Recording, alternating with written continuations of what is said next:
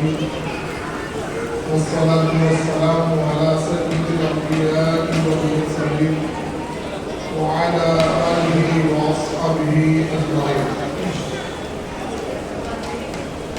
نہایت ہی قابل احترام جناب مفتی یعقوب صاحب رحمۃ برکاتہ اور سامعین کرام، السلام علیکم ورحمۃ اللہ وبرکاتہ۔ حضرات گرامی سے آج کی نشست میں شرکت کر کے بے انتہا خوشی ہو رہی ہے۔ یقین جانے میرا ذہن اس بات کو قبول کرنے کے لیے تیار نہیں ہے کہ صرف 30 دنوں کے اندر میں طلباء کو اتنی ساری چیزیں کیسے سکھائی جا سکتی۔ مجھے یاد ہے کہ ایک مرتبہ دین کی تبلیغ اور نشر و ارشاد کو لے کر کے سفر کرنے کا اتفاق ہوا اور ایک مسجد میں میرا قیام تھا۔ اس مسجد میں ایک صاحب سے ملاقات ہوئی جس کی عمر غالباً 50 کے قریب تھی۔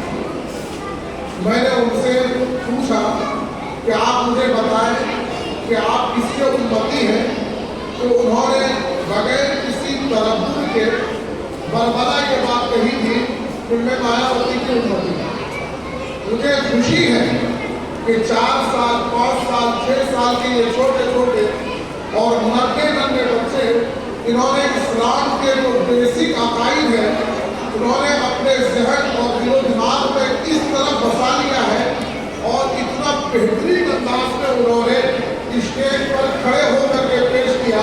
میرے پاس الفاظ نہیں ہے کہ میں ان کو بیان کر سکوں۔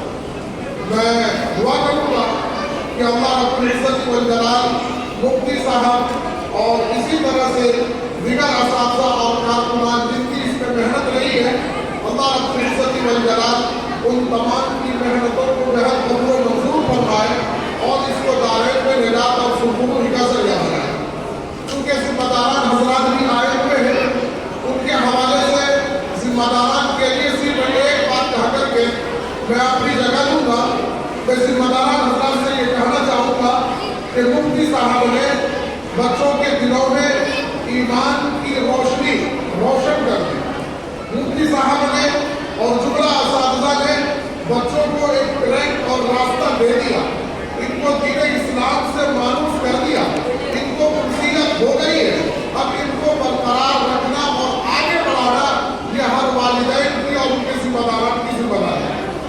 اگر آپ ان کو چھوڑ دیں اور پھر نیکسٹ ایئر اسی سمر کلاسز کا آپ انتظار کریں تو یقین جانیں یہ مفتی صاحب کی جو محنت ہے رائے میں چلی جائے گی اور بچے کے ذہن سے یہ ساری چیزیں ختم ہو جائیں۔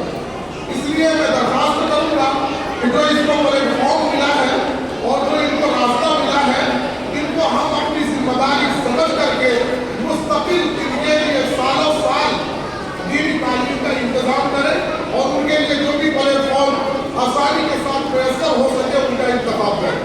ایک بات اور کہوں گا کہ ہماری جو سب سے اہم کتاب ہے قرآن شریف جس کو کہتے ہیں، اس کے اندر میں تقریباً 78,000 سے زائد الفاظ ہیں